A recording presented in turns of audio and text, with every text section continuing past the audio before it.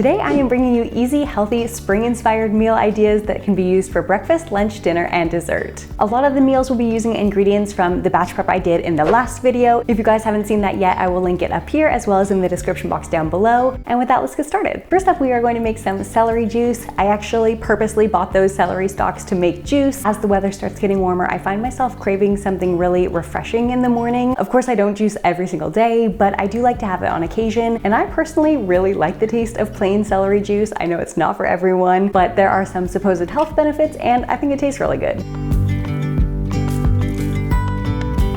Now, if you don't have a juicer, but you do want to try making celery juice at home, I have seen a hack where you can do it with a blender and a nut milk bag. So I will leave those directions in the description box down below if you want to check that out. For breakfast, we are going to make some chia pudding. With the weather warming up, I thought it would be nice to have a cold breakfast option, and we are going to make them a little more springy by jazzing them up with some color and of course adding a lot of fruit. For our chia pudding, of course, we will need some chia. I'm using this pea flour powder for color, but that of course is optional. Also adding some soy milk and a little bit of maple syrup for sweetness. And then just adding a little bit of frozen wild blueberries and letting that set overnight. For our next batch, I'm using this pink dragon fruit powder. Other than that, the ingredients are the same. Just give that a mix, and we're using cherries for this one instead of blueberries, and a little bit of vanilla powder, which of course you could switch to vanilla extract if you prefer.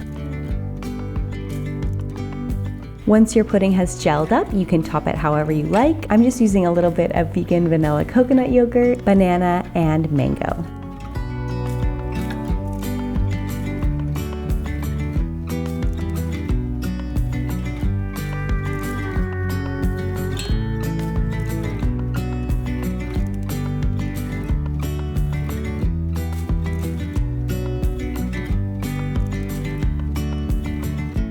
For lunch, I'm showing you guys a pasta option, two different ways, both hot and cold. My husband really likes all of his food hot. Doesn't matter if it's winter, spring, summer, or fall, he will always opt for the hot option. I personally am starting to gravitate towards salads and other cold dishes, so I thought with a pasta base, we could make both a hot and cold version. Starting of course with some boiling water, adding in a package of farfalle, and in the last 2 minutes of cooking, you can add in any uncooked asparagus.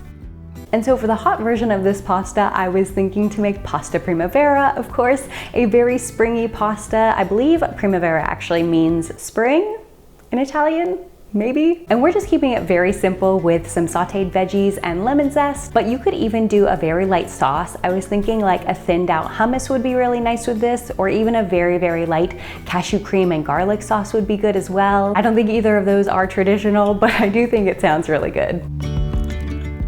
And now we're just doing a water saute with some red onion, garlic, tomato, our already steamed broccoli, some Italian seasoning, artichoke hearts, the already steamed asparagus, and now just adding the pasta, lemon zest, fresh basil, and some vegan feta.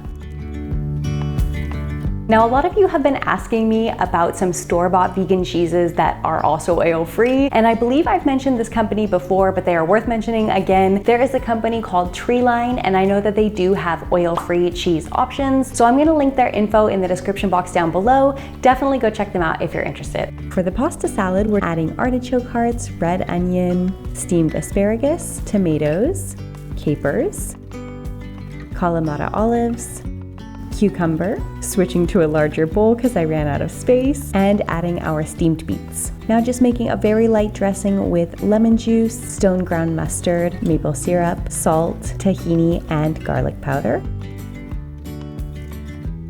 And serving this on a bed of lettuce.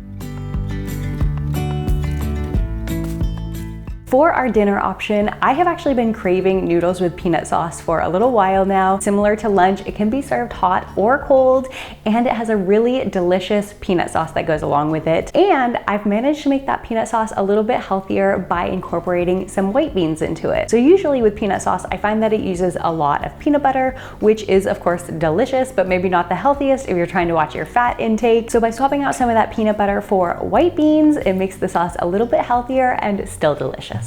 To the white beans, I am adding some peanut butter, tamari, rice vinegar, maple syrup, the juice of 1 lime,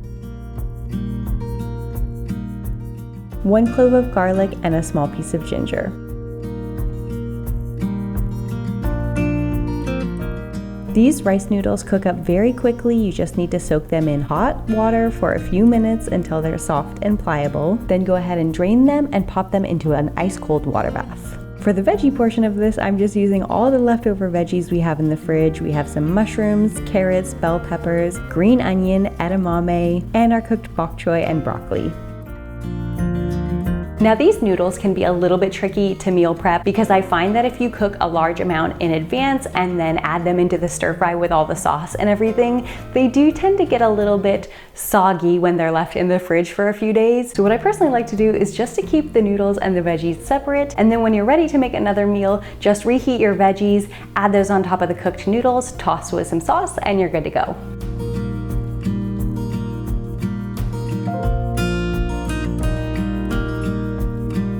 And lastly, for dessert, we are going to make healthy lemon bars with a secret ingredient, sweet potato. The crust of these lemon bars is simply oats, walnuts, and dates. Oh, and a pinch of salt.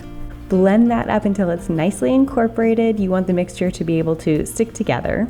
Add it into a pan and pack it down. You can actually use the bottom of a glass to do this, but I find my hands work perfectly well.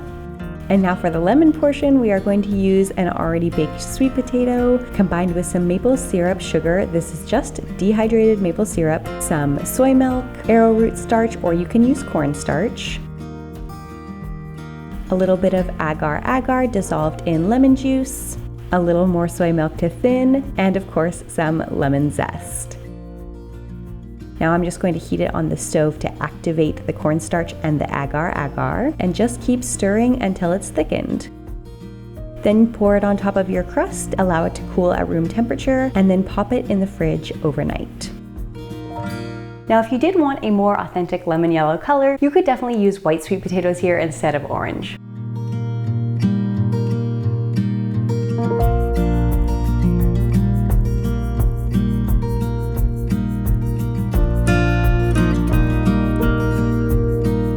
I hope you guys found these spring-inspired meals helpful. If you did, don't forget to hit the like button down below. And if you want to see how I batch prepped all of the veggies to prepare for these meals, I will leave that video right here. You can watch it after this one. And with that, let's eat plants, and I will see you guys next time.